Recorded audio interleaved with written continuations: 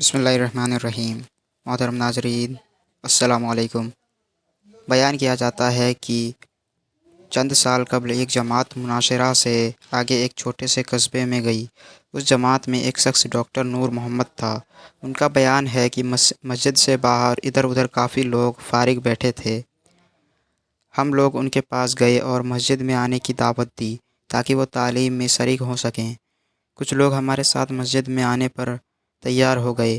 ایک صاحب نے کہا کہ میں نماز کے وقت آؤں گا اور نماز کے بعد عذاب قبر کا ایک واقعہ آپ لوگوں کو سناؤں گا۔ چنانچہ ظہر کی نماز کے بعد یہ شخص ہمارے پاس بیٹھ گیا۔ اپنا تعارف کروایا کہ وہ ریٹائرڈ فوجی نوجوان تھا۔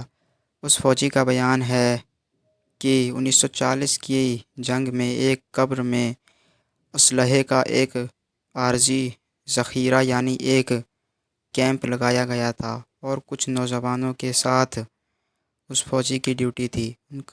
دن کا وقت تھا اور کوئی خاص کام نہیں تھا، چنانچہ اس نے قبرستان میں گھومنا شروع کر دیا۔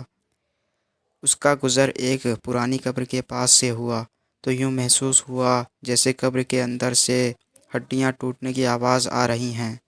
اس فوجی نوجوان نے بتایا کہ میں نے بندوق کے بٹ کو ساتھ قبر کی اینٹیں ہٹائیں تاکہ دیکھیں کہ یہ آواز کیسی ہیں۔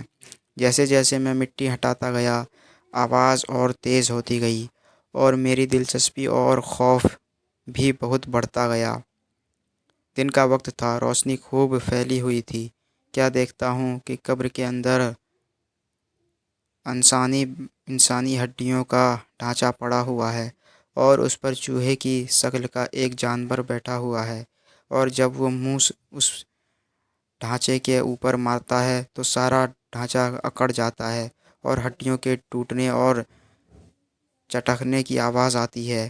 میرے سامنے اس جانور نے 3 مرتبہ اپنا منہ ہڈی پر مارا۔ مجھے بہت ترس آیا کہ یہ جانور اس کو بہت تکلیف پہنچا رہا ہے۔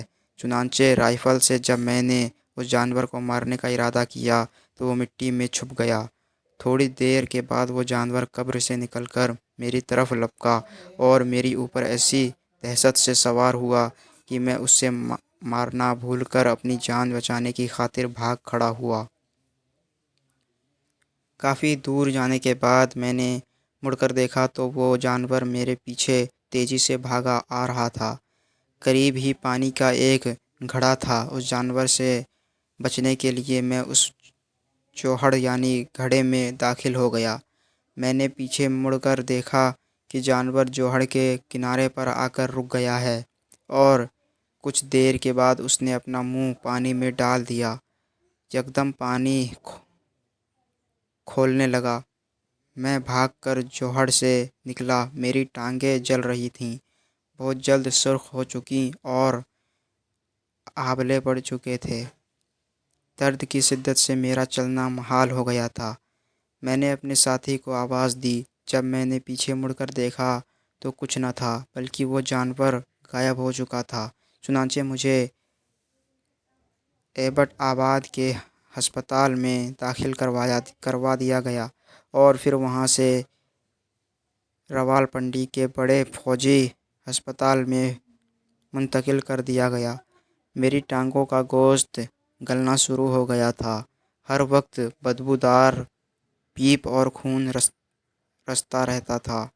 کسی علاج سے افاقہ نہیں ہوا مگر مرض بڑھتا رہا۔